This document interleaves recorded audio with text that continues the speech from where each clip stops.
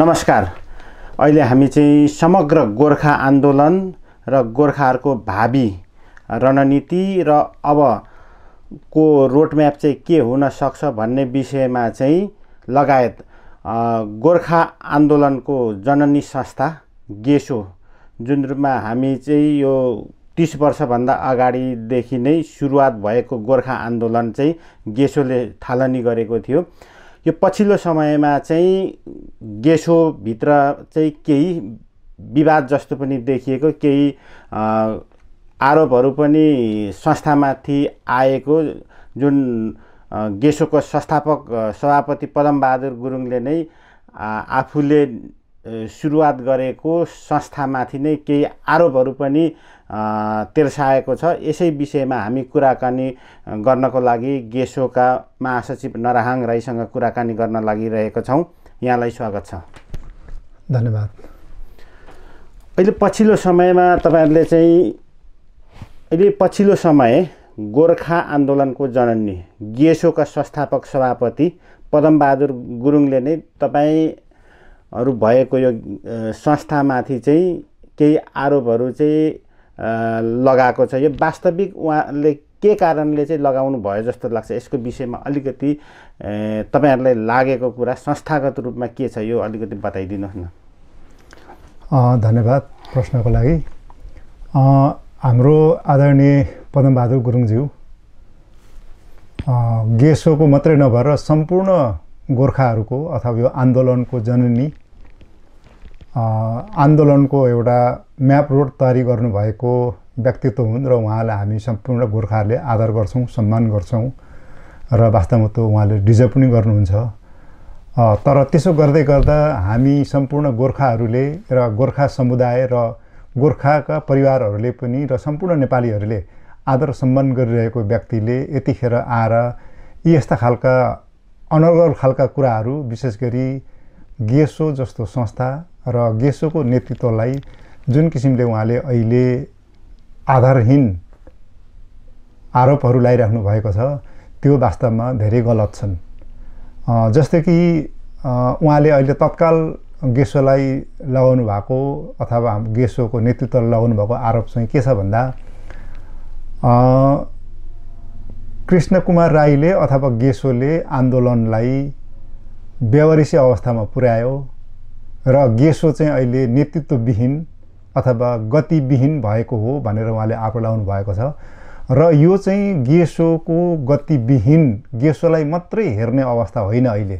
किन गेसोलाई मात्रै हेर्ने अवस्था अहिले होइन भने सम्पूर्ण भूपुजन्य संस्थाहरूको बिचमा सहकारी कार्यगत एकता गरेर वार्तामा अगाडि बढ्ने भन्नेमा सम्पूर्ण गोर्खाहरूको अभियान, सम्पूर्ण गोर्खाहरूको योजना, सम्पूर्ण गोर्खाहरूको सोच विचारलाई एक ठाउँमा ल्याएर अगाडि बढ्ने अवस्था हो। त्यसो हुँदाखेरि गेसोले मात्रै अहिले यो आन्दोलनलाई अथवा यो आन्दोलनको नाममा अथवा गेसोले मात्रै आफ्नो गतिविधिहरू गरिरहनु भनेको गोर्खा आन्दोलनलाई विषयान्तर गर्नु र गोर्खाहरूमा एकता नहुनु अथवा गोर्खाहरूको जुन एकता हुनेमा मजबुता हुन्थ्यो त्यसलाई चाहिँ कमजोर बनाउने भन्ने देखिएको हुनाले पनि गेसो मात्रै नभएर जति पनि भूपुजन्य संस्थाहरू छन् ती भूपुजन्य संस्थाहरूले कसैले पनि आफ्नो संस्थाको मात्रै गतिविधि नगरिरहेको अवस्था हो भने गेसोले मात्रै पनि गर्ने कुरो पनि भएन। त्यसो भएको हुनाले गेसोको मात्रै गतिविधि नदेखिएको हो। तर गेसो चाहिँ सम्पूर्ण भूपुजन्य संस्थाहरू, विशेष गरी 5 वटा भूपुजन्य संस्थाको बिचमा अहिले G10 भन्ने निर्माण भएको छ अथवा चाहिँ 5 वटा संस्थाको बिचमा चाहिँ निर्देशक समिति भन्ने बनिएको छ। त्यही भित्र रहेर एउटा त्यस मध्येको 5 वटा सदस्य मध्येको एउटा सदस्यको रूपमा उनले भूमिका निर्वाह गरिरहेको अवस्था हो।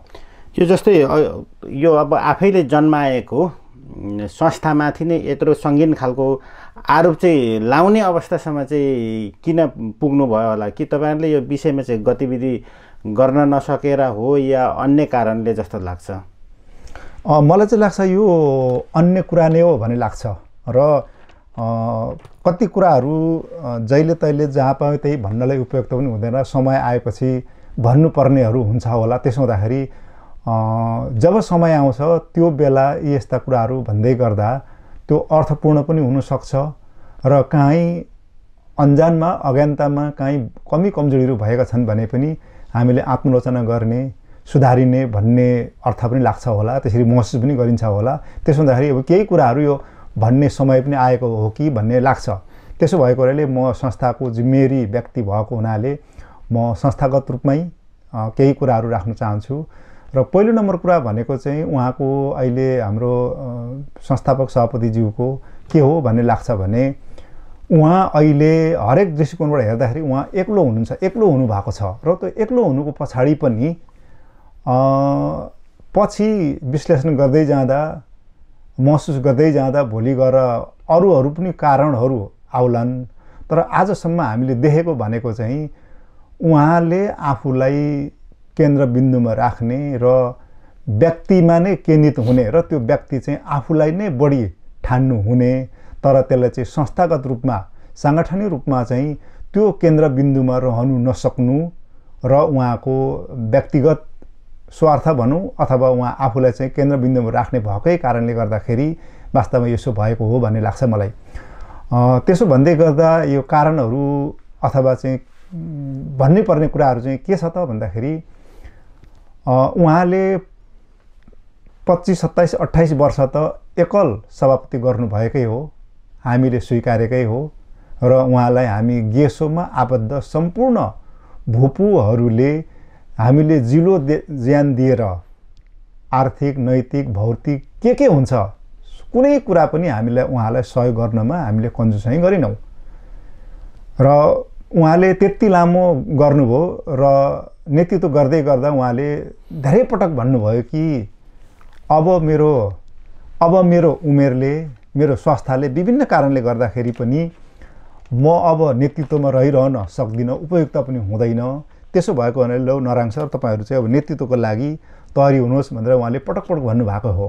र सबैभन्दा बढी उहाँले मसँग र व्यक्तिगत रूपमा मलाई भन्नुभएको चाहिँ जब म हङकङमा हुँदाखेरि ब्रिटिस गोर्खा भूपेशनी सङ्घ हङकङको सचिव र उपाध्यक्ष हुँदै गर्दा विभिन्न कार्यक्रमहरू हामीले हङकङमा गऱ्यौँ। र हङकङ यो गोर्खा आन्दोलन गर्दै गर्दा हङकङले के कस्ता गतिविधिहरू गरे, के कस्ता अभियानहरू गरे, आर्थिक रूपमा के जस्तै यसैमा म अलिकति जोडिहाल्छु होइन।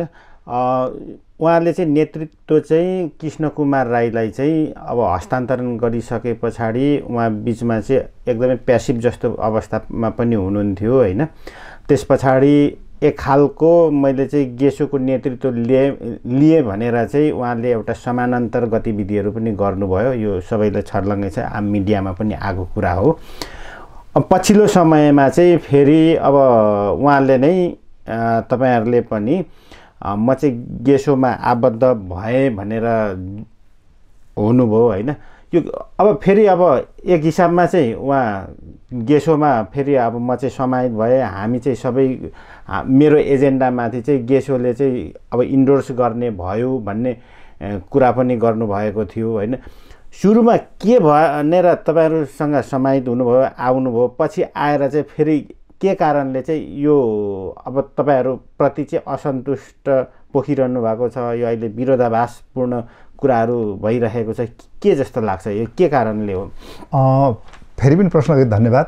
मैले यही कुरोलाई नै श्रृङ्खलाबद्ध ढङ्गले मैले यही कुरोलाई क्लियर गर्नको लागि चाहिँ अहिले मैले यो भूमिका जोड्नु खोजेको हो। भनेपछि उहाँले हङकङमा म हुँदा पनि उहाँले पटक पटक के भन्नु भन्दाखेरि चाहिँ विभिन्न कारणले गर्दाखेरि अब नेतृत्व म अब उपयुक्त हुँदैन, त्यसमा तपाईँहरू चाहिँ अब नेतृत्वलाई तयारी हुनुहोस् है भनेर चाहिँ पटक पटक उहाँले भन्नुभएको हो।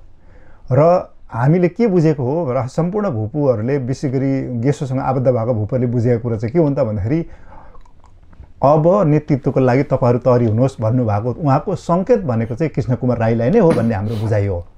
त्यस कारणले गर्दाखेरि हामीले पनि उहाँलाई भन्यौँ कि अहिले समय आएको होइन होला, समय आएपछि त त्यो तपाईँले भन्नुभयो जस्तै त्यो जरुर हुन्छ, गर्नै पर्छ, तर अहिले चाहिँ समय नआएकोले अलि नहतार्यौँ कि भनेर चाहिँ हामीले भनेका हौँ। र यहाँ आएपछि पनि उहाँले पनि युकेमा पनि उहाँले धेरैचोटि त्यो भन्नुभएकै हो हाम्रो समितिको साथीहरूलाई।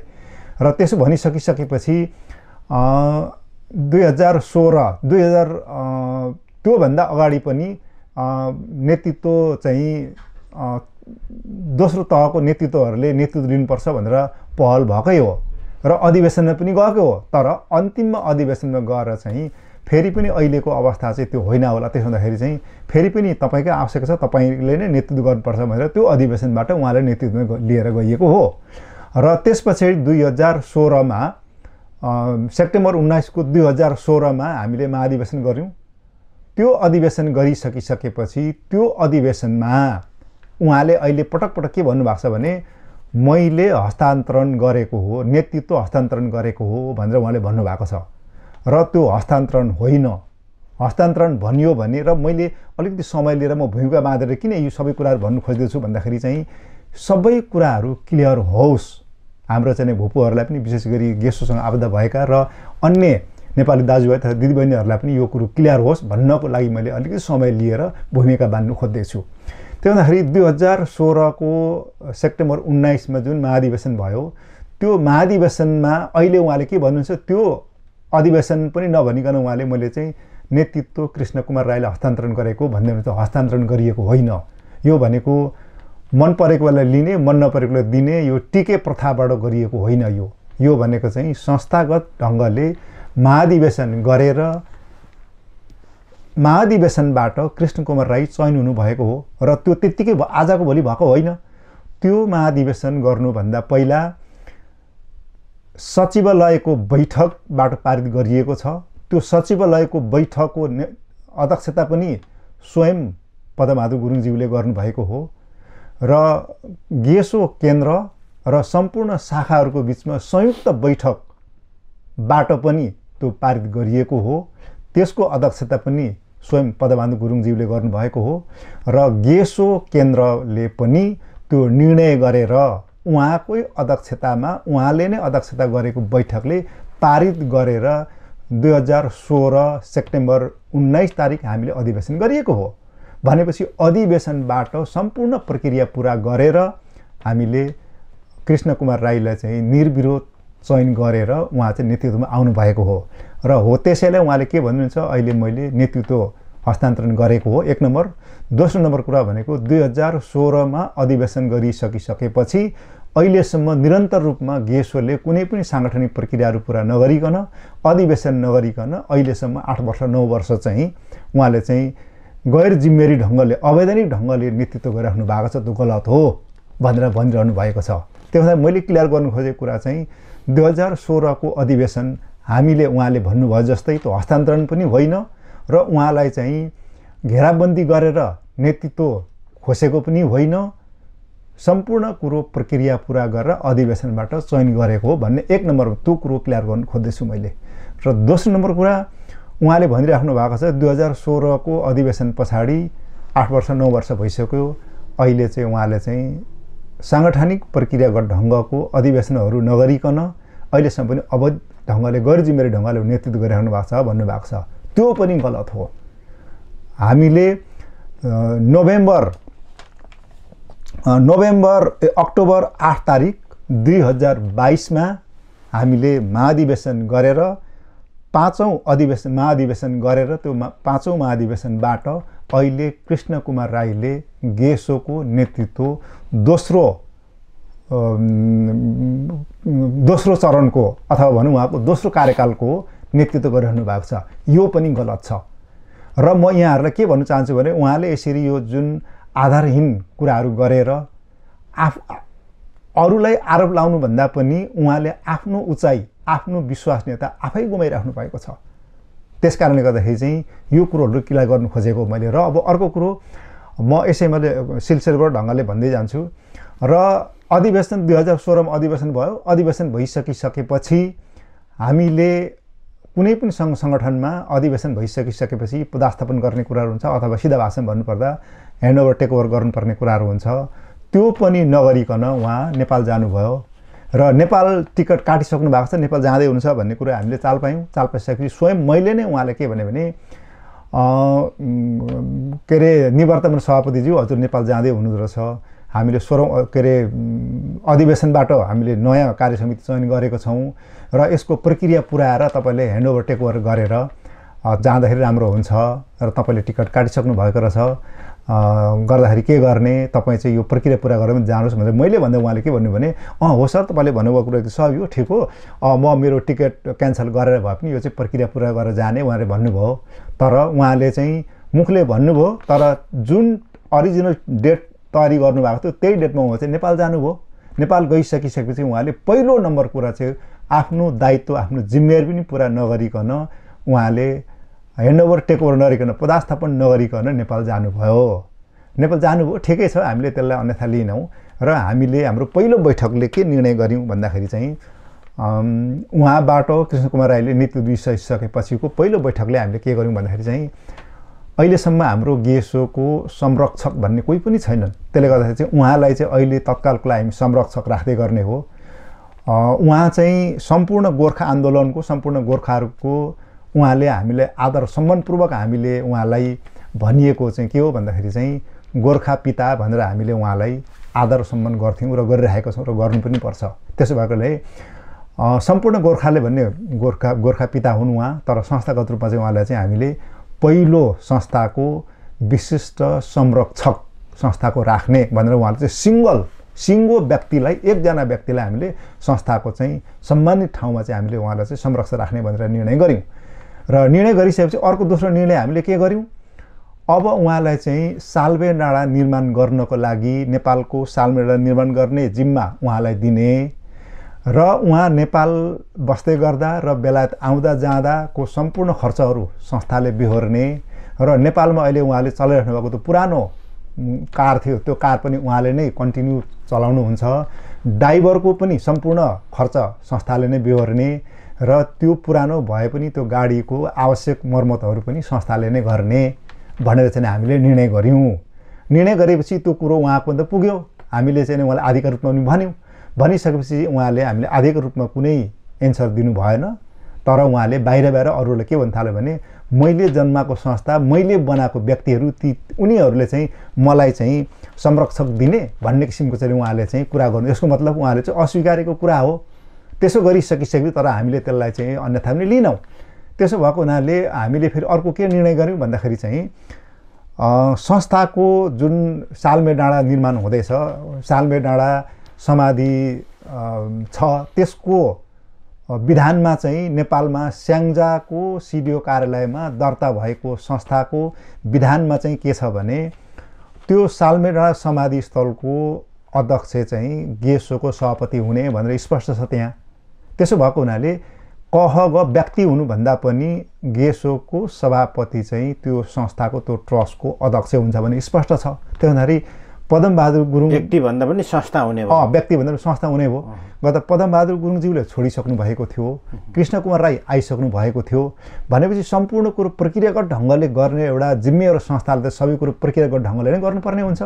त्यसो भएको हुनाले स्याङ्जा सिडिओ कार्यालयमा गएर त्यो के अरे कृष्ण कुमार राईको नाम इन्सर्ट गर्ने, पदमबहादुर गुरुङको नाम चाहिँ डिलिट गर्ने। किनभने अहिले त कृष्ण कुमार राई त संस्थाको त सभापति हुनुहुन्छ। त्यहाँदेखि त्यो प्रक्रिया पुरा गरेन भने फेरि हामीलाई त सिडिओ कार्यालयबाट त फेरि हामीले कारबाही हुनसक्छ। त्यो प्रक्रिया पुरा गर्ने र साल्मे डाँडा निर्माण गर्नुको लागि चाहिँ आधिकारिक रूपमा चाहिँ पदमबहादुर गुरुङलाई चाहिँ जिम्मा दिने र जिम्मा दिँदै गर्दा गेसोको मात्रै होइन त्यहाँको स्थानीय बौद्धिक व्यक्तित्वहरू र चाहिँ त्यहाँको गण्यमान्य लगायत त्यहाँको युवाहरू संयुक्त रूपमा चाहिँ एउटा निर्माण समिति गठन गर्ने भनेर चाहिँ हामी चाहिँ त्यहाँ गएको हो। तर र हामीले त्यो प्रक्रियाहरू पुरा गर्ने र अहिले जति पनि मैले भने ती कुराहरूलाई पुरा गर्नको लागि चाहिँ गेसोले कृष्ण कुमार राई सभापति र देवी माया पुन कोष अध्यक्ष दुईजनालाई जिम्मा दिएर हामीले नेपाल पठायौँ। नेपाल पठाउँदाखेरि कृष्ण कुमार राई र देवी माया पुन पोखरा पुग्नुभन्दा पहिला नै उहाँहरूले चाहिँ त्यो पुरानो समिति विघटन गरेर साल्मे डाँडा निर्माण समिति विघटन गरेर उहाँहरूले चाहिँ जङ्गबहादुर गुरुङ, डाक्टर चन्द्र गुरुङ, पदमबहादुर गुरुङ, पुरनध्वज गुरुङ गरेर उहाँले चाहिँ एउटा समिति गठन गर्नुभयो र त्यसको अध्यक्ष चाहिँ के अरे पुरनध्वज गुरुङको नाममा चाहिँ के अरे उहाँहरूले चाहिँ एउटा समिति गठन गर्नुभयो। जबकि पुरनध्वज गुरुङ प्लम स्ट्री शाखा गेसोको शाखाको सभापति हुनुहुन्थ्यो। उहाँलाई लगेर नेपालमा चाहिँ उहाँको नेतृत्वमा त्यो कार्य समिति गठन गर्नुभयो, निर्माण समिति गठन गर्नुभयो। त्यसो भएपछि चाहिँ त्यो कुरो पछि हामीले चाल पायौँ। चाल पाइसकिसकेपछि उहाँहरूले पछि के गर्नुभयो, कृष्णकुमार राई र देवीमाया पुन नेपालमा गइसक्नु भएपछि देवीमाया पुन र कृष्णकुमार राईलाई पोखरामा जानु पनि र सालमे डाँडामा पनि जानु नसक्ने गरी उहाँहरूले चाहिँ षड्यन्त्रपूर्वक ढङ्गले विभिन्न षड्यन्त्रहरू गर्नुभयो, जसको कारणले गर्दाखेरि चाहिँ देवीमाया पुनको सदस्यज्यू र सभापति कृष्णकुमार राईज्यू चाहिँ पोखरा पनि जानु भएन, सालमे डाँडा पनि जानु सक्ने बाटो पनि भएन। त्यहाँ चाहिँ गम्भीर खालको स्थिति आइसकेको हुनाले हामीले कृष्णकुमार राई र देवीमाया पुनज्यूलाई हामीले चाहिँ तपाईँहरू फर्केर आउनुहोस्, त्यहाँ द्वन्द्व हुन्छ, तपाईँहरू चाहिँ फर्केर आउनुहोस् भनेपछि उहाँहरू चाहिँ फर्केर आउनुभयो। फर्केर आइसकिसकेपछि उहाँहरूले त्यो निरन्तरता गर्दै जानुभयो। निरन्तरता गर्ने क्रममा हामीले व्यक्तिले भन्दा पनि गेसोले सालमेडा निर्माण गर्ने भनेर योजना बनाइएको हो र त्यो अझै पनि त्यो गेसोले बनाएको सुरु गरेको हो र गेसोले नै त्यसको सम्पन्न गर्नुपर्छ भन्नेमा हामी अझै पनि त्यसमा हामी दाबी गर्छौँ र त्यो हाम्रो एउटा नैतिक जिम्मेवारी पनि हो। त्यसो भएको हुनाले गेसोले गरेको हो, त्यही पनि अहिले व्यक्तिले भए पनि उहाँहरूले गरिराख्नु भएको छ, त्यो सम्पन्न भयो भने निर्माण भयो भने हुन्छ। त्यसो भएकोले उहाँहरूलाई हामीले विवाद नगरौँ भनेर चाहिँ हामीले उहाँहरूलाई चाहिँ फर्कायौँ। फर्काइसकिसकेपछि त्यहाँबाट उहाँहरू चाहिँ गर्दै जानुभयो। गर्दै जाने क्रममा हामीले आन्तरिक रूपमा नेपाल सरकारसँग पनि केही रकम भन्दा त्यो फिगरको बारेमा त सार्वजनिक भइ पनि सकेको छ, आएको पनि छ र के अरे तपाईँको चाहिँ नेपालको बजेट भाषण हुनुभन्दा पहिला त्यो रकम त्यहाँ के अरे विनिमय भइसकेको थियो र त्यो चाहिँ रातो बुकमा लेखिसकेको पनि थियो त्यो रकम। तर त्यसको बारेमा त्यो अलि म धेरै बोल्दिनँ, भइ पनि सकेको थियो। तर त्यसमा सुरुमा यो सेल्मे डाँडाकै अलिकति थोरै स्पष्ट पारिदिनुहोस् न। यो सेल्मे डाँडा परियोजना सुरुवात गर्नुभन्दा अगाडि नेपाल सरकारको कुनै पनि बजेट नलगाउने, गोर्खाहरूकै अब रकमबाट चाहिँ बनाउने भन्ने कुराहरू आएको थियो नि, यो चाहिँ के हो, वास्तविकता हो या होइन? त्यो एकदमै सही हो। हाम्रो सुरुको योजना नै के थियो भने सम्पूर्ण गोर्खाहरू, तर गोर्खाहरूकै बाटो नै यसलाई चाहिँ निर्माण गर्ने र यसको निर्माण गरिसकिसकेपछि यसको उद्घाटन चाहिँ बेलायत सरकारको राजपरिवारबाट र नेपालको राष्ट्रपति अथवा प्रधानमन्त्रीको उपस्थितिमा यसलाई चाहिँ यसको सेरेमनी चाहिँ अथवा चाहिँ यसको उद्घाटन चाहिँ गर्ने भन्ने हाम्रो योजना हो। त्यो सही हो। तर बिचमा अप्ठ्यारो हुँदै हुँदै आयो, आर्थिक सङ्कटहरू हुँदै आयो। त्यसो भएको हुनाले त्यसलाई पुरा गर्नुको लागि, सहयोग जुटाउनुको लागि पनि कमसेकम यत्रो गोर्खाहरू छन्, गोर्खाहरूले चाहिँ विश्वमा शान्ति फैलाउनुको लागि योगदान पुर्याएका छन्। त्यसमा त नेपाल सरकारको पनि त इज्जत त उच्चै बनाएको छ गोर्खालीहरूले। त्यसो हुँदाखेरि चाहिँ नेपाल सरकारको तर्फबाट पनि हामीले जुन सोच र जुन उद्देश्यले हामीले सालमेडा निर्माण गर्नु खोजेका थियौँ त्यसलाई चाहिँ दाइनेबा हुने नगरी र त्यो गोर्खाहरूको मूल उद्देश्य र जुन मर्मलाई चाहिँ दाइनेबा नहुने गरी त्यसलाई चाहिँ विषयान्तर नहुने गरी निरन्तरता गरौँ र गर्दाखेरि नेपाल सरकारबाट पनि रकम आयो भने त्यसलाई निर्माण सम्पन्न गर्नको लागि चाहिँ टेवा पुग्छ नै भनेर हामीले विशेष गरी पहल गऱ्यौँ। पहल गर्दाखेरि रकम आउने पनि भइसकेको थियो। तर त्यसै बिचमा चाहिँ ठ्याक्क हाम्रो संस्थापक सभापतिज्यूले सार्वजनिक रूपमै मिडियाहरू त्यो छरपष्ट आइसकेको छ। उहाँले के भन्नुभयो भने नेपाल सरकार र बेलायत सरकारको तर्फबाट एक कन्ची पनि म लिँदिनँ, हामीले चाहिँ एक्सपेक्ट गरेको थियौँ, हामी लिँदिनौँ, त्यो हाम्रो संयुक्त हामी सम्पूर्ण गोर्खाहरूको भएको हुनाले हामी लिँदिनौँ भन्नुहुन्छ होला भनेको थियौँ। तर उहाँले के भन्नुहुन्थ्यो, लिँदिनँ भनेर उहाँले चाहिँ आफ्नो व्यक्तिगत जस्तो गरेर उहाँले लिँदिनँ नै भन्नुभयो। त्यसको मतलब के हो त भन्दाखेरि उहाँले आफूलाई केन्द्रबिन्दुमा राख्नुहुन्छ। गर्दाखेरि म लिँदिनँ, बरु म यो सालमेडा निर्माण गर्नको लागि मेरो दाँत बेचेर भए पनि, हड्डी बेचेर भए पनि म आफै निर्माण गर्छु, नेपाल सरकार बेला सरकारबाट हामी एक पैसा लिँदैनौँ भनेर चाहिँ भन्नुभयो। भनेपछि त्यो रकम पनि आएन। नआइसकेपछि त बिचमा त्यसपछि उहाँहरूको बिचमा विशेष गरी जङ्गबहादुर गुरुङ, चन्द्रबहादुर गुरुङ र माननीय डाक्टर गणेशमान गुरुङ, पुरनध्वज गुरुङहरूको बिचमा उहाँहरूको बिचमा द्वन्द्व सुरु हुनुभयो। फेरि उहाँहरूको बिचमा द्वन्द्व सुरु भयो। त्यो द्वन्द्व हुनुको पछाडि चाहिँ के हो त भने फेरि पनि अघि पनि मैले भने, म फेरि पनि भन्छु, त्यो भनेको चाहिँ व्यक्तिगत स्वार्थको लागि व्यक्ति हाबी, व्यक्तिलाई नै केन्द्रबिन्दुमा राख्ने भएको हुनाले उहाँहरूको बिचमा केही हदसम्म उहाँहरू सुरुमा एकजुट हुनुभयो। उहाँहरूको राय, सोच, विचारहरू, अभियानहरू मिल्यो। तर पछि उहाँहरूको चाहिँ हरेकले आफूलाई चाहिँ केन्द्रबिन्दुमा राख्नु सुरु गरेपछि उहाँहरू पनि विवाद हुन थाल्यो। विवाद हुन थालिसकिसकेपछि त्यसमा बिस्तारै बिस्तारै डाक्टर चन्द्रबहादुर गुरुङको हाबी हुँदै गयो। हाबी हुँदै गएपछि डाक्टर चन्द्रबहादुर गुरुङको कारणबाट डाक्टर गणेशमान गुरुङ पनि त्यहाँ आउनुभयो। गणेशमान गुरुङको तर्फबाट पहल कदमी नेपाल सरकारबाट स्थानीय सरकार र केन्द्र सरकारबाट विभिन्न रकमहरू पनि आए। त्यो रकमहरू चाहिँ उहाँहरूले चाहिँ कुन किसिमले प्रयोग गर्नुभयो, के गर्नु, त्यो कुरा हामीले थाहा छैन। जस गर्नुभयो, गतिविधि गर्दै जानुभयो उहाँहरूले। त्यतिखेर उहाँहरूको झन् द्वन्द्व हुँदै गयो। त्यो द्वन्द्व हुँदै गइसकिसकेपछि अहिले जङ्गबहादुर गुरुङलाई पनि मुद्दा हालेको छ, डाक्टर चन्द्र गुरुङको बिचमा पनि मुद्दा हालिएको छ र उहाँहरूको बिचमा अहिले पदमबहादुर गुरुङ, डाक्टर चन्द्रबहादुर गुरुङहरूको बिचमा चाहिँ मुद्दा हालहालको अवस्था छ। त्यसो भएको हुनाले त्यो किन भयो त भन्दाखेरि उहाँहरूले मुख्य सालबे डाँडाको प्रोजेक्टमा केन्द्रित हुनुभन्दा पनि व्यक्तिगत स्वार्थ र व्यक्तिलाई केन्द्रबिन्दुमा राखेको हुनाले उहाँहरूको स्वार्थ नमिलेको हुनाले अलिकति मैले यसमा जोडिहालेँ। यो जस्तै गोर्खाहरूको चाहिँ यो सेल्मे डाँडा बनाउने सन्दर्भमा त अगाडि नै आर्थिक सङ्कलनहरू पनि भइसकेको अवस्था थियो होइन। अब यो अवस्थामा चाहिँ अब एक हिसाबमा त सहयोग गर्ने गोर्खा दाताहरूको जुन खालको एउटा सपना थियो होइन, उहाँहरूको विचारमाथि उहाँहरूले निस्वार्थ भावनाले दिनुभएको एउटा रकमप्रति त अलिकति कुठाराघात भएन र? हो यही कुरा पनि हो। कुरा त वास्तवमा लामो छ, जोडिँदै आउँदाखेरि हो यो कुरा पनि एकदम महत्त्वपूर्ण कुरा हो। तपाईँले उठाइदिनु हो, त्यसको लागि एकदमै धेरै धन्यवाद। र सुरुमा चाहिँ हामीले यसलाई निर्माण गर्ने भनेर हरेकबाट 3 लाख रुपियाँ, धेरैबाट त्यो 3 लाख रुपियाँ उठेको छ। 3 लाख रुपियाँ त्यतिखेर चाहिँ त्यो चाहिँ चन्दा अथवा सहयोग, त्यो निर्माण गर्नको लागि सहयोग बापत हामीले दिएको रकम हो। त्यो हरेकले दिएको छ। केही छ यति भन्ने त्यसको डिटेल फिगर छ कि छैन? छ, त्यो सबै उहाँसँग नै छ, सबै कुरो उहाँले राख्नु भएको छ। र त्यस पछाडि फेरि के भयो, अब चाहिँ यसलाई चाहिँ चन्दाबाट सम्भव नहुने भयो। अब पछि गएर त यो त एउटा बिजनेस केन्द्र बन्छ, पर्यटन क्षेत्र बन्छ, यसले त आय स्रोत पनि गर्छ। त्यस कारणले गर्दाखेरि चाहिँ अब यसले चाहिँ पछि गएर यसले कमाउँछ पनि र यसलाई चाहिँ अब चाहिँ सेयरमा राख्नुपर्छ भनेर पछि फेरि सबैलाई 5-5 लाख आह्वान गर्नु हो र हामी धेरैले 5-5 लाख पनि दिएको छौँ। र त्यसो गरिसकिसकेपछि उहाँले चाहिँ धेरैलाई उहाँले चाहिँ सेयरको प्रमाणपत्र पनि दिइसक्नु भएको छ। त्यसो भएको हुनाले हामीले जसरी यो सालबाट सेयर भन्नुबित्तिकै अब कम्पनीमा गयो। त्यसो हुँदाखेरि चाहिँ त्यसो भएको हुनाले आर्थिक रूपमा पनि यहाँ धेरै कुरा चाहिँ गाजेमाजे भएको हुनाले हामीले अहिले पनि उहाँहरूले हामीले के भनिरहेको छौँ भन्दाखेरि चाहिँ चन्दा अथवा सहयोगको रूपमा 3 लाखको दरले उठाइएका रकमहरू जम्मा कतिजना व्यक्तिले दियो,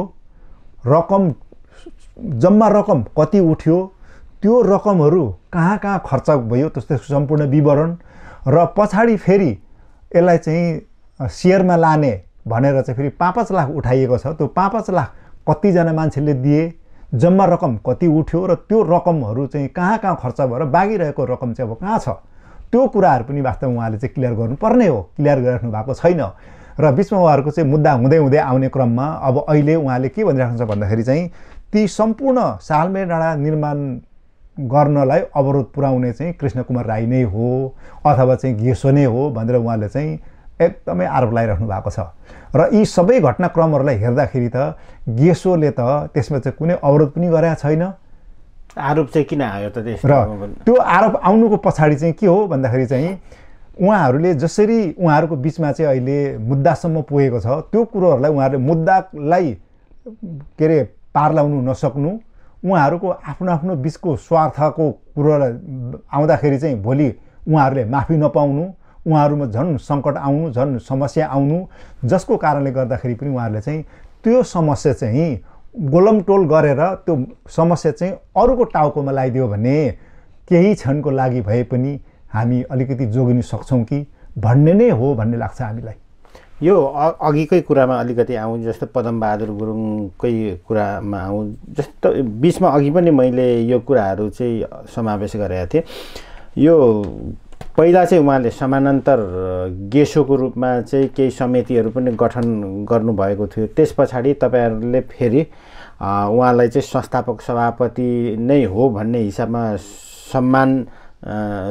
सम्मानजनक रूपमा चाहिँ ल्याउनु पनि भयो होइन।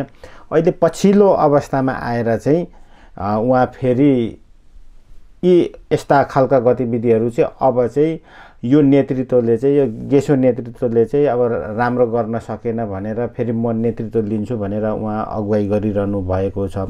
बिचमा तपाईँहरूले केही अब स्वार्थले ल्याउनु भयो वा उहाँको स्वार्थको कारणले उहाँ आउनुभयो होइन, त्यसको वास्तविकता त बिचमा तपाईँहरूको केही सहमति थियो या थिएन? आम रूपमा चाहिँ यो प्रश्नहरू चाहिँ अहिले उब्जिराखेको कारणले पदमबहादुर गुरुङ के भनेर यो संस्थामा पछि समाहित भए, पछि आएर चाहिँ फेरि विरोधमा आउनुभएको छ, यो कारण चाहिँ के होला? ओके, ल यसैमा पहिलो कुरो चाहिँ पदमबहादुर गुरुङ सालमेडा निर्माण अहिलेसम्म नहुनु अथवा समस्या आउनु भनेको चाहिँ गेसो पनि होइन, कृष्णकुमार राई पनि होइन, यो स्वयं पदमबहादुर गुरुङ हो। र पदमबहादुर गुरुङसँग हिजो उहाँहरूको स्वार्थ मिल्दाखेरि अहिले मैले लिएको व्यक्तिहरू उहाँहरू हुन् र अहिले उहाँहरूमा चाहिँ त्यो कुरो नमिलिसकिसकेपछि उहाँहरूमा अहिले मुद्दा मामिलाको सम्म चाहिँ नै पुगिरहेको कारणले गर्दाखेरि मैले क्लियर गर्नु खोजेको कुरो चाहिँ के हो त भन्दाखेरि सालमेडा निर्माण गर्ने ढिलासुस्ती भएको पनि, अवरोध भएको पनि, आर्थिकहरूको स्पष्टता नभएको कारण पनि गेसो होइन, नेतृत्व कृष्णकुमार राई होइन, स्वयं के अरे पदमबहादुर गुरुङ हुन्। पदमबहादुर गुरुङसँग आबद्ध भएका व्यक्तिहरू हुन् र अहिले त्यो सालमेडा निर्माण गर्ने काम चाहिँ डाक्टर चन्द्र गुरुङ, डाक्टर गणेशमान गुरुङ, जङ्गबहादुर गुरुङ र चाहिँ पुरनध्वज गुरुङहरूले अहिले निर्माण गरिराख्नु भएको छ। त्यो जुन सालमेडाको अहिले नेतृत्व अथवा चाहिँ निर्माण गर्ने काम त्यो चाहिँ उहाँहरूको स्वामित्वमा छ भनौँ न अहिले। त्यसो हुँदाखेरि चाहिँ जसरी पनि सालमेडा निर्माण हुनुपर्छ, निर्माण होस् र डाक्टर चन्द्रहरूले नै अथवा जङ्गबहादुरहरूले नै गर्नु भए पनि सालमेडा निर्माण हुन्छ भने हामी उहाँहरूलाई धन्यवाद भन्न चाहन्छौँ। र अब अहिले अर्को कुरो चाहिँ के हो त भन्दाखेरि अहिले पदमबहादुर गुरुङले के भन्दै हुनुहुन्छ भन्दाखेरि चाहिँ केही व्यक्तिहरूलाई आश्वासन दिँदै ती व्यक्तिहरूको नाममा चाहिँ सालमेडामा मूर्ति बनाउने, सालमेडा निर्माण गर्ने भनेर उहाँले चाहिँ अहिले लोभ लालच देखाएर उहाँहरूको नाममा मूर्ति बनाइदिने, उहाँहरूलाई चाहिँ संस्थाको नेतृत्व गराउने भन्ने एउटा लोभ लालच अथवा चाहिँ उहाँले चाहिँ एउटा प्रलोभन देखाएर उहाँले त्यो ल्याइराख्नु भएको छ। वास्तवमा त्यो सम्भव नै छैन। किन सम्भव छैन भने पदमबहादुर गुरुङ सालमेडा निर्माण गर्ने मूल मुख्य भागबाट अथवा चाहिँ मुख्य जिम्मेवारीबाट पदमबहादुर गुरुङ त अलरेडी आउट भइसकेका छन्। अहिले त डाक्टर चन्द्र गुरुङ के अरे जङ्गबहादुर, पुरनध्वज र डाक्टर गणेशमानले निर्माण गरिरहेको छ। होइन, मैले त्यही जोड्नु खोज्दैछु। त्यसो भएको हुनाले जुन अहिले उहाँले चाहिँ त्यसैलाई देखाएर केही व्यक्तिहरूलाई चाहिँ समावेश गराएर मूर्ति बनाइदिने सालमेडामा उहाँहरूलाई चाहिँ प्रलोभन देखाएर जुन ल्याउनु खोज्दै हुनुहुन्छ त्यो फेरि अर्को गलत गर्दै हुनुहुन्छ भन्नु खोजेको मैले। त्यसो किनभने उहाँ सालमेडा निर्माण गर्ने त उहाँको हातमा त छैन। नभइसकेपछि उहाँलाई चाहिँ कसरी ती व्यक्तिहरूलाई जुन दिएको आश्वासन छ, कसरी ती व्यक्तिहरूको मूर्ति बनाउनुहुन्छ उहाँले सालमेडामा, अनि सालमेडा कसरी उहाँले निर्माण गर्नुहुन्छ त सक्नुहुन्न। त्यो फेरि अर्को उहाँको बैमानी हो भन्नु खोजेको मैले। यो सर्वसाधारण भूपोहरूलाई क्लियर होस् भन्नुको लागि मैले कुरो भनेको छु। अब म तपाईँले प्रश्न गर्नुभएकोमा आउँदैछु। यसरी यो श्रृङ्खलाबद्ध ढङ्गले उहाँले चाहिँ बैमानी गर्दै गर्दै गर्दै गर्दै आउनुभयो, अन्यहरू त ल्याउँदै ल्याउँदै आउनुभयो र उहाँले धेरै कुराहरू गर्नुभयो। गरिसकेपछि त्यो बिचमा अब मिडियाहरूतिर पनि सामाजिक सञ्जालहरूतिर पनि त्यो छत्ताछुल्लै कति कुरो भइ पनि सकेको छ। त्यो कुरो म दोहोऱ्याउन चाहन्न। र तपाईँको प्रश्न म कहाँनिर आउँदैछु भन्दाखेरि अब म फेरि नेतृत्वमा आउँदैछु अथवा चाहिँ म फेरि गेसोसँग चाहिँ म आबद्ध हुन्छु भन्दै गर्दा तपाईँहरूले उहाँको नेतृत्वलाई स्वीकार्नु भएको हो कि अथवा त्यहाँ आउनुभन्दा पहिला तपाईँहरू केही सहमति थियो कि भन्ने जुन तपाईँको कुरा छ अब म त्यहाँ आउँदैछु। यो बैमानी गर्ने श्रृङ्खलामा नै उहाँले के गर्नुभयो भन्दाखेरि चाहिँ आजको दिनबाट म गेसोको नेतृत्वमा आउँदैछु भनेर 2-4 भूपोहरूलाई भेला गरेर उहाँले चाहिँ घोषणै गर्नुभयो। त्यो सबै भूपोहरूलाई थाहा छ। सामाजिक सञ्जाल लगायत मिडियाहरूमा पनि, सामाजिक सञ्जालमा पनि त्यो पुरै आइसकेको छ। त्यसको बारेमा म भन्दिनँ, धेरै बोल्दिनँ म।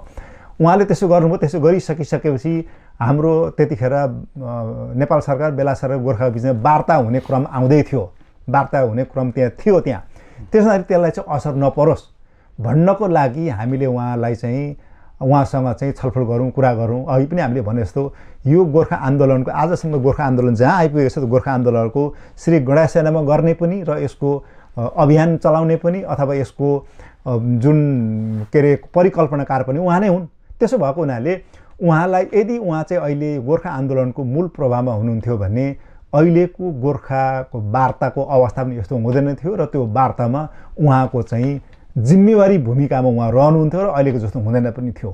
हामीले त्यो महसुस गऱ्यौँ। त्यो महसुस गरिसकेपछि उहाँसँग चाहिँ आन्तरिक कुरा गरौँ भनेर हाम्रो के अरे पूर्व महासचिव गेसोको महासचिव महेन्द्रलाल राईज्यूलाई चाहिँ हामीले अनुरोध गऱ्यौँ। उहाँले के अरे संस्थापक सभापतिसँग उहाँले पहल गर्नुभयो। पहल गरिसकेपछि चाहिँ छलफल र वार्ताबाट अगाडि बढौँ भनिसकिसकेपछि उहाँसँग धेरैचोटि हामीले छलफल गऱ्यौँ। छलफल गरेपछि अन्तिम निचोडमा के पुग्यौँ त भन्दाखेरि चाहिँ उहाँले जुन आजको दिनबाट म गेसोको नेतृत्वमा फर्किएँ भनेर चाहिँ उहाँले चाहिँ एउटा कार्यक्रम गर्नुभएको थियो, सार्वजनिक गर्नुभएको थियो, त्यो टोटली गलत हो। र त्यो संस्था चाहिँ मैले घोषणा गरेँ त्यो गलत हो। अब त्यो संस्थाको अस्तित्व पनि छैन, त्यो लगातार हुँदैन पनि। र त्यो संस्था चाहिँ अर्को दोस्रो गेसो पनि होइन, गेसोको शाखा पनि होइन, गेसोको समानान्तर संस्था पनि होइन। त्यस कारणले गर्दाखेरि अब चाहिँ म यी हिजो मेरोबाट जे गलतहरू भए त्यो कुराहरूलाई आत्मालोचना गर्दै म सुध्रिँदै म अब चाहिँ गेसोमा पूर्ण रूपमा चाहिँ म चाहिँ आबद्ध हुन्छु भनेर चाहिँ उहाँले भन्नुभयो। भनिसकेपछि हामी धेरै चरणमा वार्ताहरू छलफल गऱ्यौँ। गरेपछि हामी त्यो निचोडमा पुगिसकेपछि ल ठिक छ, त्यसो भनेदेखि चाहिँ हामी एउटा कार्यक्रमै गऱ्यौँ। कार्यक्रम गरेर हामीले चाहिँ यसलाई चाहिँ सार्वजनिक गरौँ भनेर गेसोले बृहत भेला गरेर त्यो भेलामा उहाँले सम्बोधन गर्नुभयो। र सम्बोधन गर्नुभन्दा पहिला एउटा 5 बुँदामा उहाँले सिग्नेचर गर्नुभएको छ। आजको दिनसम्म पहिलो कुरो चाहिँ मैले जुन गेसोको समानान्तर संस्था भनेर अथवा म गेसोको नेतृत्वमा आफै फर्किएँ भनेर जुन मैले घोषणा गरेँ त्यो संस्था आजैबाट खारेज हुन्छ र त्यो संस्थाको अस्तित्व रहँदैन। र त्यो संस्था चाहिँ गेसोको समानान्तर संस्था पनि होइन, त्यसको शाखा पनि होइन, 1 नम्बर।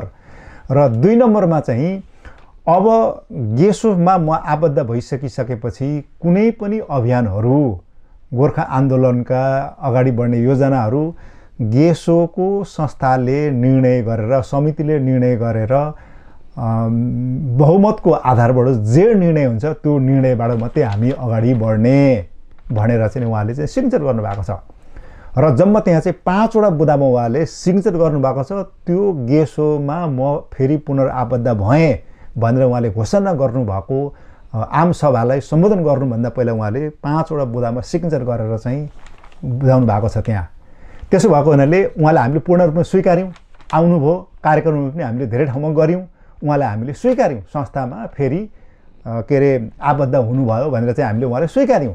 स्वीकारिसकिसकेपछि उहाँले फेरि नेपाल जानुभयो। नेपाल गइसकिसकेपछि उहाँले विभिन्न उहरू ल्याउनुभयो, योजना ल्याउनुभयो। उहाँले योजना के ल्याउनुभयो? 1 नम्बरमा चाहिँ उहाँले चाहिँ अब हामी गोर्खाहरूले चाहिँ यो ढङ्गले यो वार्ताबाट केही पनि हुँदैन, यो वार्ता भङ्ग गर्नुपर्छ, वार्ताबाट केही उपलब्धि हुँदैन। त्यसो भएको हुनाले अब यी चाहिँ भुपुहरूलाई जो चाहिँ अहिलेसम्म जति पनि गोर्खा आन्दोलनको मेरुदण्ड हो, जो चाहिँ सिनियर सिटिजनहरू छन्, वयोवृद्धहरू छन्, जो चाहिँ 60, 65, 70, 80, 90, 95 वर्ष पुगिसकेका छन्, उहाँहरू यो गोर्खा आन्दोलनको मेरुदण्ड भनेको नै उहाँहरू हुन्। तर उहाँहरूलाई चाहिँ हाम्रो संस्थापक सभापति पदमाधव गुरुङजीले के भन्नु छ भने ती गोर्खाहरूलाई चाहिँ मरेको लास भन्छन् उहाँहरूले, जिउँदो लास भन्छन् उहाँहरूले। त्यो जिउँदो लासहरूलाई अब बोकेर हिँड्नु सकिन्न, यिनीहरूले केही पनि गर्नु अब सक्दैन, वार्ताबाट पनि केही पनि हुँदैन। त्यस कारणले गर्दाखेरि चाहिँ यी जिउँदो लासहरूलाई पनि हामी छोड्नुपर्छ, वार्तालाई पनि हामीले भङ्ग गर्नुपर्छ। र अब हामी चाहिँ स्वतन्त्र सार्वभौम सत्ताको बारेमा चाहिँ हामी कुरो उठाउनुपर्छ र त्यो चाहिँ हामी अन्तर्राष्ट्रियमा जानुपर्छ। र त्यो गर्नुको लागि चाहिँ सीमित हामी संस्थाका 2-4 जना मान्छे, 2-4 जना बौद्धिक व्यक्तित्वहरूलाई लिएर हामी अगाडि बढ्ने हो, त्यसले मात्रै केही गर्छ। त्यसो हुँदाखेरि चाहिँ हामी चाहिँ यो ढङ्गले अगाडि जानुपर्छ भनेर चाहिँ उहाँले चाहिँ धेरैवटा कार्यपत्रहरू उहाँले तयारी गर्नुभयो। कार्यपत्र तयारी गरिसकेपछि हामीले त्यसलाई धेरै पटक हेऱ्यौँ, छलफल गऱ्यौँ, त्यसलाई छाँटकाट गऱ्यौँ। हामीले यसरी जानु हुँदैन, यो शब्द चाहिँ हाल्नुपर्छ, यसरी चाहिँ गर्नुपर्छ, हामीले धेरैचोटि भन्यौँ। भनेपछि उहाँले त्यसलाई धेरै छाँटकाट गर्ने कोसिस पनि गर्नुभयो। र त्यसको पछाडि चाहिँ त्यसलाई सहयोग गर्नुहुने चाहिँ हाम्रो के अरे गोपाल शिवकोटी चिन्तन पनि हुन्, उहाँले पनि उहाँलाई धेरै सहयोग गर्नुभयो, सहयोग गरिराख्नु भएकै थियो। र हामीले धेरै त्यो कुराहरू चाहिँ हामीले चाहिँ खण्डको 1 नम्बर कुरा भनेको चाहिँ अहिले अन्तर्राष्ट्रिय अदालतमा जानुपर्ने कुरा अथवा चाहिँ स्वतन्त्र राष्ट्रभौम सत्ताको कुरा उठाउने विषयहरू अहिले त्यो कुरो अहिले समय होइन। अहिलेको समय भनेको चाहिँ हामीले जोड दिने भनेको चाहिँ वार्तालाई नै हो। जब वार्ताबाट उपलब्धि हुँदैन र वार्ता चाहिँ समापन भयो अथवा वार्ताको औचित्य छैन भनेर नेपाल सरकार, बेला सरकार र गोर्खाको पक्षबाट त्यो निचोड निस्किन्छ भने बल्ल त्यस पछाडि अबको गोर्खा आन्दोलनको प्रकृति, गोर्खा आन्दोलनको के अरे स्वरूप कस्तो हुन्छ भन्ने बारेमा गेसोले मात्रै गर्ने होइन, पदमबहादुर गुरुङले मात्रै गर्ने होइन, सम्पूर्ण भूपुजन्य संस्थाको बिचमा के अरे नेपाल सरकारको बिचमा छलफल गरेर अब हामीले पूर्ण न्याय पाउनको लागि आन्दोलनको प्रकृति र आन्दोलनको स्वरूप कस्तो हुन्छ भन्ने बारेमा चाहिँ छलफलबाटै निर्कुल गर्ने हो। अहिले हामीले निर्कुल गरेर हुँदैन।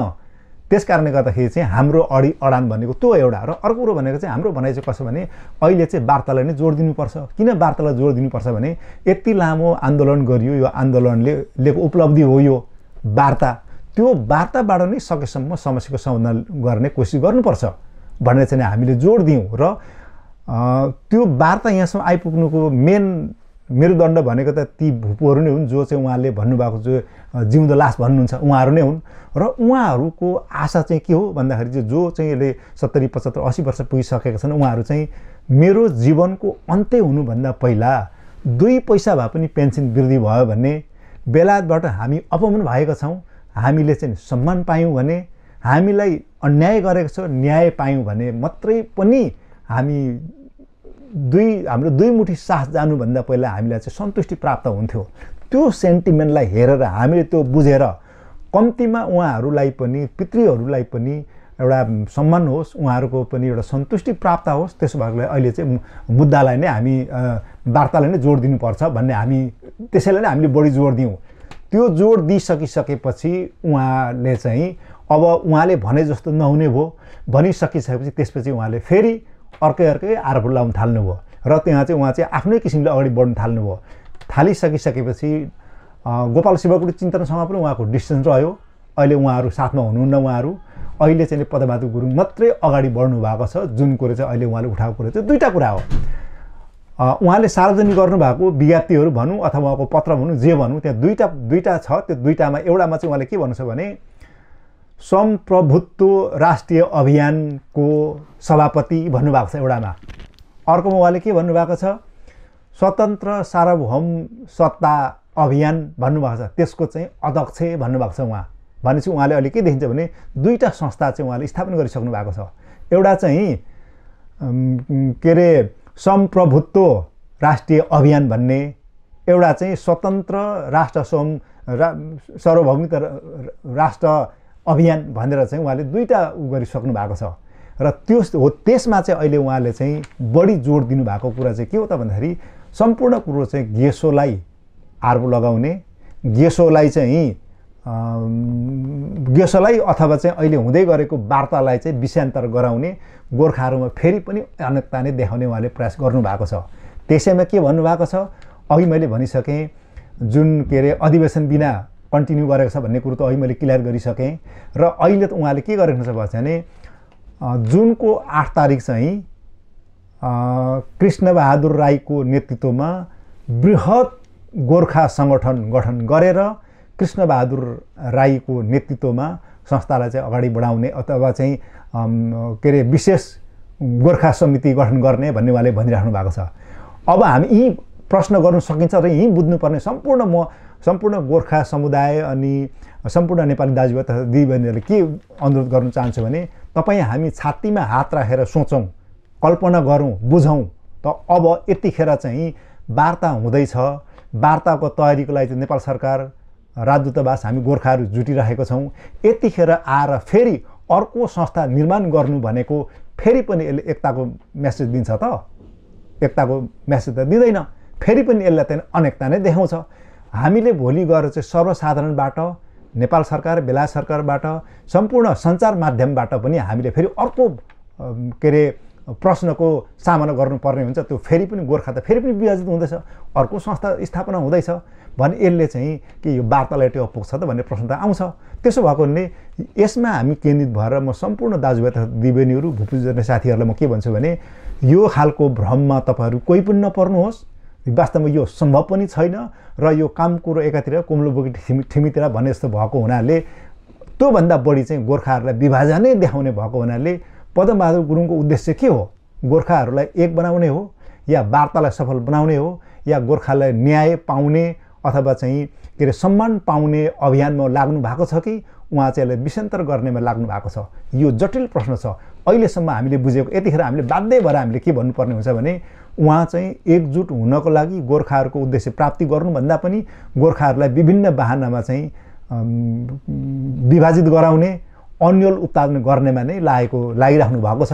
त्यसो भएको भने म सम्पूर्ण भोपू दाजुभाइ दिदीबहिनीहरूलाई म के अनुरोध गर्न चाहन्छु भने यी यस्ता भ्रमहरूमा कोही पनि नपर्नुहोस्। यो गलत हो र तपाईँहरूले पनि कम्तीमा हिम्मतको साथ यो काम चाहिँ गलत तपाईँले गर्दै हुनुहुन्छ।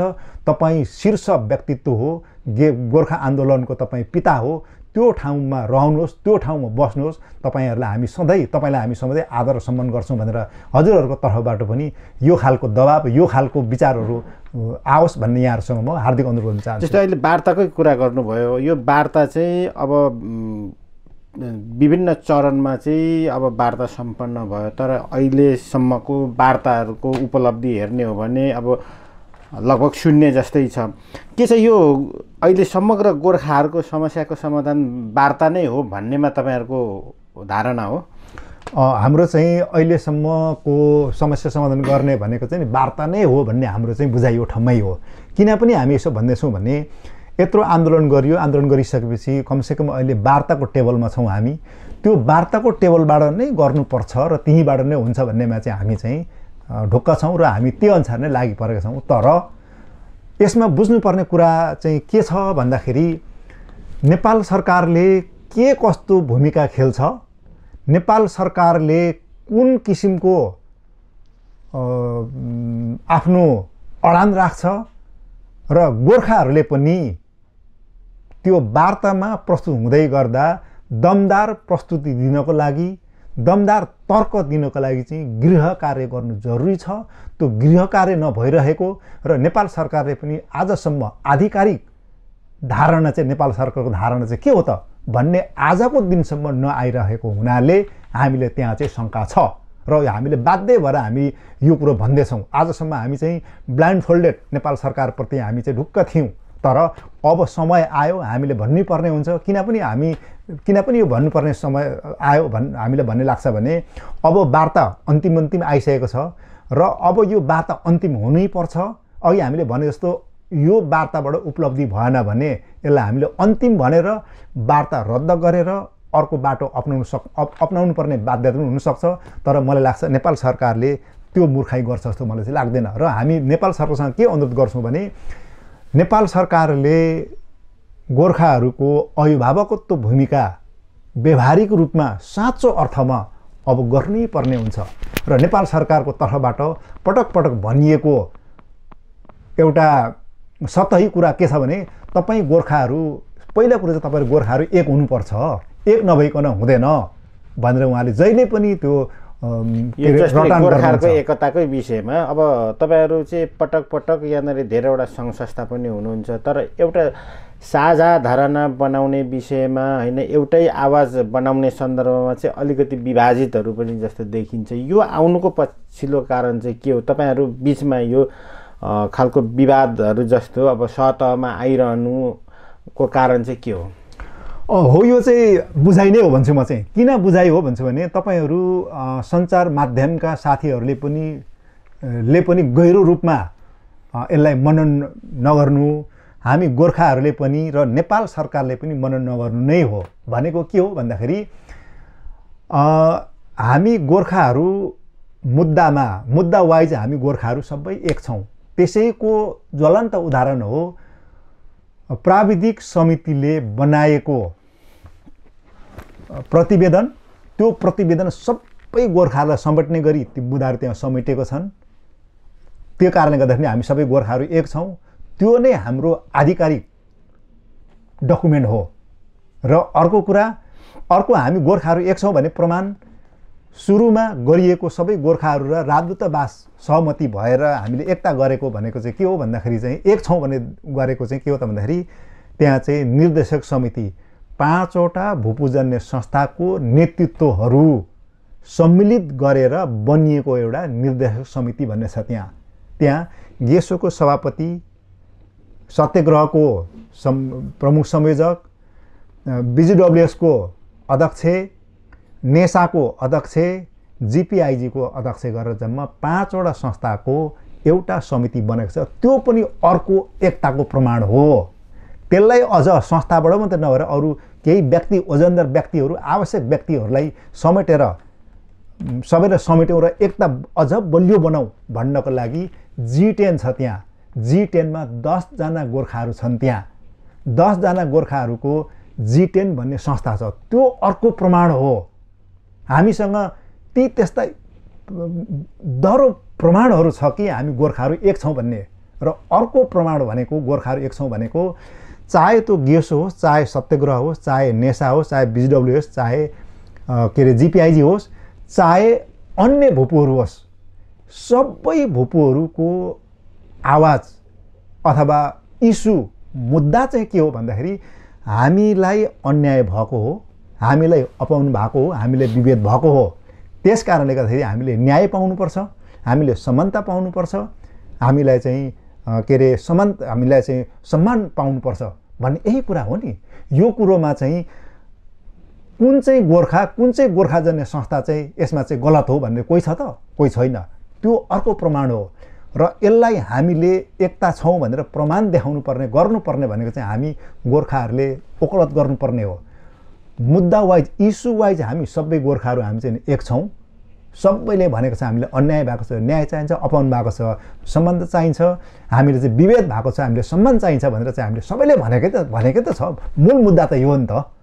जस्तै मुद्दाको विषयमा चाहिँ सबै एक छ भन्ने कुरा आयो, तर बिचमा चाहिँ सङ्गठनहरूको बिचमै कुरा नमिल्नुको कारण के आपसी जुङ्गाको लडाइँ हो कि अब मैले चाहिँ यसमा चाहिँ नेतृत्व पाउनुपर्छ अथवा यो चाहिँ मैले गरेको हो भन्ने विषयमा मात्रै झगडा हो कि के हो? त्यसो भए यसमा चाहिँ अलिकति के पनि देखिन्छ भने आन्दोलन गर्दै आउने क्रममा अथवा चाहिँ गोर्खा अभियान अगाडि बढाउँदै गर्ने क्रममा काहीँ न काहीँ अहिले मैले भने जस्तो व्यक्ति हाबी हुने, व्यक्ति केन्द्रित हुने, अनि त्यो मपाइतो र त्योभित्र अनि अर्को कुरो चाहिँ त्यसो गर्दै गर्दा त्यहाँ देखिएको अर्को कुरा चाहिँ के छ त भन्दाखेरि चाहिँ एउटा व्यक्तिले अर्को व्यक्तिलाई, एउटा संस्थाले अर्को संस्थालाई, एउटा समूहले अर्को समूहलाई निषेध गर्ने अनि के अरे बहिष्करण गर्ने समस्या चाहिँ यो हो। तर त्यति हुँदै पनि हामी वार्तामा जाँदै गर्दा, वार्तामा बस्दै गर्दा इस्युहरू त हाम्रो त एउटै छ। त्यसो हुँदाखेरि चाहिँ हामीले चाहिँ त्यहाँनिर चाहिँ हामी एकजुट हुनुपर्छ, हाम्रो आवाज एउटा एकजुट हुनुपर्छ है भन्नेमा हामी गोर्खाहरूले ओकलत गर्नुपर्नेमा हाम्रो के भइरहेछ भने फलाना ढिस्काले यसो गरो, उसो गरो, यसो भनौँ, यो संस्थाले यसो गरो, यसो भनौँ, यसो भनौँ, मैले फलाना नेतालाई भेटेर मैले यसो भने। अब त्यहाँ चाहिँ तपाईँको नेता, मन्त्री, प्रधानमन्त्री, पार्टीका शीर्ष नेताहरूलाई भेट्दाखेरि मैले मेरो भनाइ, मैले यसो भने, मैले फलानालाई भेटेँ, मैले यसो गरेँ, खालि म छ त्यहाँ। त्यसले स्पष्ट के देखाउँछ भनेदेखि त्यहाँ चाहिँ व्यक्ति हाबी भएको छ भन्ने कुरो नै देख्छ। त्यहाँ मुद्दामा सङ्गठनमा एकता हुँदै पनि व्यक्तिहरूको स्वार्थको लागि अथवा व्यक्तिहरू चाहिँ आफूले चाहिँ केन्द्रबिन्दुमा राखेको हुनाले तपाईँहरूले सुन्नु सक्नुहुन्छ, देख्नुहुन्छ हरेक कार्यक्रमबाट सम्बोधन गर्दा, सभा मिटिङहरूमा, बैठकहरूमा त्यहाँ जहिले पनि मैले यसो भने, मैले यसो गरेँ, मैले फलानालाई भेटेँ, मैले यसो गरेँ, त्यहाँ मैले मेरो भन्दा त्यहाँ हामी भन्ने हुँदैन त्यहाँ। त्यसो हुँदाखेरि चाहिँ त्यो चाहिँ व्यक्तिहरूको कारणले गर्दाखेरि हो। र मैले अघि जोड्नु खोजेको एकताको कुरोमा चाहिँ हो। यसै पनि अब वार्ता किन ढिलो हुँदैछ अथवा यो वार्ता चाहिँ अन्तिम हुन्छ कि हुँदैन भन्नेमा चाहिँ मेन कुरो भनेको चाहिँ अब नेपाल सरकारकै हातमा छ। किन नेपाल सरकारको हातमा छ भने अब नेपाल सरकारले तपाईँ गोर्खाहरू एक हुनुपर्छ भन्ने रटन गर्ने होइन। अब नेपाल सरकारले भन्नु सक्नुपर्छ जसरी हामी नेपालको राजनीतिक पार्टीमा विभिन्न पार्टीमा हामी विभाजित छौँ, नेताहरू विभिन्न गुट उपगुटमा विभाजित छौँ, बौद्धिक व्यक्तित्वहरू, प्राज्ञिक व्यक्तित्वहरू पनि विभिन्नमा विभाजित छन्। त्यसो भएको हुनाले गोर्खाहरू त मुद्दामा चाहिँ एक छन्। त्यसो भएको हुनाले गोर्खाहरू विभिन्न संस्थामा आबद्ध भए तापनि मुद्दा चाहिँ एउटै भएको हुनाले र ती मुद्दा वाइज गोर्खाहरू एकै ठाउँमा छन्। त्यसो भएको हुनाले त्यसमा चाहिँ हामी नेपाल सरकार पनि गोर्खाहरूको माग सही छ, गोर्खाहरूलाई अपमान भएको हो, गोर्खाहरूलाई अन्याय भएको हो, न्याय चाहिन्छ र तपाईहरुले त्रिपक्षीय सन्धिको पनि अपमान गर्दै त्यसको बर्खिलाप गर्नुभयो तपाईले गर्नुभएको हुनाले उनीहरूको माग जायज छ। व्यक्ति अथवा संस्थामा हामी नजाउँ, सम्पूर्ण गोर्खाहरुकोलाई भएको न्याय अन्याय हो, न्याय दिनुपर्छ। तपाईहरुले चाहिँ त्रिपक्षीय सन्धिको आधारबाट पनि तपाईहरुले त्यसलाई त्यो सन्धिको बर्खिलाप गर्नु भएको छ। त्यो कारणले पनि तपाईहरुले अन्याय गर्नु भएको छ। गोर्खाहरूले न्याय दिनुपर्छ र गोर्खाहरूले उठाएको आवाज चाहिँ सही छ। त्यसकारणले गर्दा हामी गोर्खाहरूको पक्षमा छौँ। गोर्खाले उठाएको आवाज सही छ। त्यसो भएकोले गोर्खाहरूले उठाएको कुरोलाई सम्मान गर्दै यो 210-12 वर्षसम्म जुन अन्याय र अत्याचार गरेर तपाईहरुले एकतर्फी तपाईहरुले चाहिँ यसको बर्खिलाप गर्नु भएको छ, त्यसलाई सम्मान गर्दै आजको दिनसम्म तपाईँ हामीबाट भएको गल्तीलाई सुधार्दै यसलाई चाहिँ सदाको लागि यो समस्यालाई समाधान गर्ने हाम्रो लागि यो चाहिँ सुनौलो अवसर हो। यसबाट चाहिँ नेपाल सरकारलाई पनि यो सुनौलो अवसर हो, बेला सरकारलाई पनि सुनौलो अवसर हो। यो सुनौलो अवसर चाहिँ हामीले गुमाउनु हुँदैन। यदि हामीले यो गुमायौँ भने गम्भीर प्रश्नहरू आउन सक्छ। त्यो भनेको के हो भन्दाखेरि अब हामी अघि नै हामीले भन्यौँ, अब नेपाल सरकारले हाम्रो अभिभावकत्व भूमिका निर्वाह गर्दैन, अभिभावक भएर बोल्दैन र न्याय दिँदैन भन्ने 210-12 वर्षसम्म त हामी त अन्याय भोगिसक्यौँ। अब न्याय खोज्नु चाहिँ हामी कहाँ जाने? हामीले नेपाल सरकार चाहिँ हाम्रो अभिभावक हो भनेर हामीले चाहिँ विश्वास गरिरहेका छौँ भने अब हामीले अन्याय के अरे जुन नेपाल सरकारले यसैमा अलिकति म जोड्न चाहन्छु। जस्तै अब वार्ताबाट पनि समस्या समाधान भएन। अब अलिकति तपाईहरुले आशा राख्नु भएको चाहिँ नेपाल सरकार जुन आफ्नो सरकारप्रति नै राख्ने हो हैन, नेपाल सरकारले पनि यो विषयमा चाहिँ पहल कदमी नगरेको खण्डमा चाहिँ अब तपाईहरु गोर्खा संगठनहरुको आगामी यात्रा रोड म्याप चाहिँ के हुन सक्छ? त्यो चाहिँ अहिले पनि मैले भनेले अब यो वार्ता सफल भएन अथवा वार्ताबाट त्यसको निचोड निस्किएन भने के जाने भन्ने कुरो चाहिँ अझैसम्म पनि हामी गोर्खाहरू चाहिँ एकजुट नै छौँ। अहिले मैले भने निर्देशक समितिको माध्यमबाट G10 को माध्यमबाट हामी एक छौँ। एक भइसक्यो हुनाले अब यो के अरे समस्याको समाधान पनि हामी एक नभएसम्म हुँदैन भन्ने कुरो चाहिँ हामीले त्यो कुरो महसुस भएको हुनाले हामी एक भएको हो नि त। त्यसो हुँदाखेरि चाहिँ हामी यति लामो समयबाट हामी एक भइरहेका छौँ र अब यो वार्ताबाट समस्याको समाधान भएन, नेपाल सरकारले अभिभावकत्व भूमिका निर्वाह गर्न सकेन, त्यो हिम्मत गरेन, त्यो आँट गरेन, त्यो महसुस गरेन भने अब हामी कसरी जाने भन्ने कुरो गेसोको त आफ्नो एउटा विचार छ हैन। तर हामी एक ठाउँमा भएको त गेसोको विचार मात्रै त्यसलाई हामी प्रमुख ठान्दिनौँ नि हैन। गेसोको विचार यो छ, तपाईहरुको विचार के छ ल्याउनुहोस्, छलफल गरौँ भनेर गेसो जन्य संस्थाहरू भित्र छलफल गर्छौँ। छलफल गरिसकेपछि छलफलबाट जे निचोड निस्किन्छ त्यो निचोडबाट मात्रै गोर्खाहरूको आन्दोलन तय हुन्छ भन्ने हाम्रो चाहिँ मान्यता हो। हामी गेसोको मात्रै हुनुपर्छ भने हामी भन्दिनौँ, कुनै पनि संस्थाले भन्छ भने त्यसको पछि लाग्नुपर्छ भने हामी मान्दिनौँ, पदमबहादुर गुरुङले भनेको कुरा मात्रै पछि लाग्छौँ भने हामी मान्दिनौँ। तर भूपुजन्य संस्थाहरूको बिचमा गम्भीर छलफल गरेर त्यो छलफलबाट जे निचोड निस्किन्छ त्यो निचोडबाट अगाडि बढ्ने हो। र हामी अझै पनि के भन्छौँ भने वार्ताबाट सफल भएन भने पनि यहाँ के देखिन्छ भने वार्ता सफल नहुनुको पछाडि अथवा चाहिँ वार्ताको उपलब्धि नहुनुको पछाडि दुईटा कारण हो। एउटा भनेको चाहिँ बेला सरकारको हेपा प्रवृत्ति, त्यो हेपा प्रवृत्तिलाई नेपाल सरकारले ट्याकल गर्नु हिम्मत नगर्नु, आँट नगर्नु र गोर्खाहरू चाहिँ मेरो के अरे जनता हुन् अथवा चाहिँ के अरे मेरो के अरे मान्छेहरू हुन्, मेरो उहाँहरूलाई चाहिँ हामीले समर्थन नगरेर कसले गर्छ, हामीले न्यायको लागि हामीले आवाज नउठाए कसले गर्छ भन्ने कुरो महसुस गरेन भने मात्रै वार्ता असफल हुन्छ। वार्ता असफल हुने त म त सम्भव देखिनँ। किन देख्दिनँ भने के को आधारबाट चाहिँ असफल हुन्छ त? हामीलाई त्रिपक्षीय सन्धिको आधारबाट हेऱ्यौँ भने त्यहाँ चाहिँ सम्पूर्ण समानता हुन्छ भन्ने कुरो स्पष्ट छ। त्यहाँ त्यो त्रिपक्षीय सन्धिको कारणले गर्दाखेरि पनि नेपाल सरकारले शिर ठाडो गरेर त्यो कुरो भन्ने हिम्मत गर्नु सक्नुपर्छ। मानव अधिकारको दृष्टिकोणबाट पनि, वैज्ञानिक दृष्टिकोणबाट पनि, सामाजिक दृष्टिकोणबाट पनि, हरेक दृष्टिकोणबाट जुनसुकै एङ्गलबाट हेरे पनि र नेपाल सरकारले त्यो ढङ्गले तर्क गर्यो भने वार्ता असफल हुन्छ भन्ने कुरो हुँदैन। र अब यदि नेपाल सरकारले त्यो कुरो गर्नु सकेन भने के अरे यो वार्ता सफल भएन भने त नेपाल सरकारले त्यो खालको हैसियत गरेन भने अब हामी त प्रश्न गर्न सक्छौँ। अब हामी प्रश्न गर्छौँ।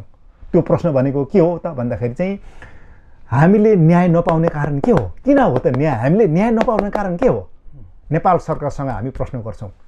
किन हामी त नेपाल सरकारको के अरे जनता हो नि त। त्यसमा नेपाल सरकारसँग हामी के प्रश्न गर्छौँ भने हिजो त्यो त्रिपक्षीय सन्धि गरेर हामी गोर्खाहरूलाई युवाहरूलाई भर्ती गर्दै गर्दा तपाईहरूले चाहिँ के मानव व्यापार गर्नको लागि गरिएको हो कि त्यो चाहिँ त्रिपक्षीय सन्धिलाई चाहिँ पालना गर्नको लागि चाहिँ गरिएको हो? त्यो त्रिपक्षीय सन्धि चाहिँ के अरे पूर्ण रूपले पालना भएको छ त? त्यो यदि त्यो त्रिपक्षीय सन्धि चाहिँ पालना गर्नु योग्य थिएन भने त्यो किन बनाइयो? सन्धि भनेको त दुईटा देशको मैत्री सम्बन्ध मित्रतालाई बढी कागजी रूपमा व्यवहारिक रूपमा मजबुत बनाउनको लागि विश्वसनीयता बनाउनको लागि गरिन्छ नि त कुनै पनि एग्रिमेन्टहरू त। यदि त्यो पालना नगर्ने भने किन बनाइयो? अनि बेला सरकारले आफ्नो किसिमले चाहिँ त्यसको अपमान गर्दै गर्दा बर्खिलाफमा जाँदै गर्दा नेपाल सरकारले त्यसको बारेमा किन कुरो उठाउन सक्दैन?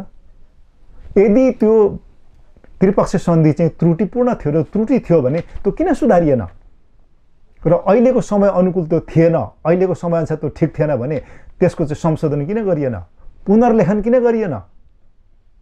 अनि यदि त्यो पालना नगर्नु गरेको के अरे पालना गर्नुको लागि बनाइएको भने बेला सरकारको तर्फबाट एक तर्फबाट मात्रै त्यो चाहिँ उनीहरूको अनुकूलता हेरेर उनीहरूले जे लागू गर्छ त्यो चाहिँ नेपाल सरकार चाहिँ ठुलो हेर्नुपर्ने कारण चाहिँ के हो त? हाम्रो प्रश्न त्यहाँनिर हो। त्यसो भएकोले अझ हामी गम्भीर प्रश्न के गर्छौँ भने यदि त्यो त्रिपक्षीय सन्धि चाहिँ पालना गर्नु बनाइएको होइन भने मानव व्यापार गर्नुको लागि बनाइएको हो। यदि हामीले त्यो पालना नगर्ने भने बनाएको हो भने हामीले न्याय नपाउने हो भने नेपाल सरकार बेला सरकारले अब भन्नु सक्नु पर्यो तिमीहरू बिक्री भइसकेको वस्तु हो, बिक्री भइसकेको चाहिँ जसले खरिद गर्छ खरिद गरिसकेपछि उसको सम्पूर्ण हक अधिकार त्यहाँ हुन्छ। त्यसकारण चाहिँ तिमीहरू बिक्री भइसकेको वस्तु हो, तिमीहरू चाहिँ सम्पूर्ण बेलायतको के अरे बेलायतले खरिद गरेको वस्तु हो, उसलाई जे अनुकूल पर्छ उसले प्रयोग गर्न सक्छ भनेर उसले भन्नु सक्नु पर्यो। हामीले बेचेको हो, हामीले बेला सरकारले खरिद गरिसकेको हो, त्यस कारणले गर्दाखेरि चाहिँ तिमीहरूले न्याय पाउँदैनौ अथवा चाहिँ के अरे तिमीहरूको अभिभावक होइनौ हामीले त्यो खालको चाहिँ भूमिका निर्वाह गर्न सक्दैनौँ भनेर कि नेपाल सरकारले भन्नु पर्यो नि त। त्यो भन्ने हिम्मत छ नेपाल सरकारसँग?